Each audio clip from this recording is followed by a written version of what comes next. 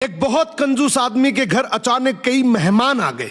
अब कंजूस सोच में पड़ गया कि ये लोग तो एक ही दिन में मेरे पूरे महीने का राशन साफ कर देंगे। उसने अपनी पत्नी से मिलकर एक योजना बनाई। देखो, पहले तो सबको सिर्फ एक एक रोटी और थोड़ी सी सब्जी परोसना, फिर थोड़ी देर बाद जाकर दोबारा पूछना कि और खाना है क्या, बाकी मैं संभाल लूंगा। अब योजना के हिसाब से खाना परोसा गया। हर मेहमान की थाली में सिर्फ एक एक रोटी और थोड़ी सी सब्जी रखी गई। सब लोग खाने लगे और कंजूस भी खाने बैठ गया। जब सबने अपनी अपनी रोटी खाई तो उसकी पत्नी दोबारा पूछने आई, लीजिए ना, और रोटी सब्जी ले लीजिए।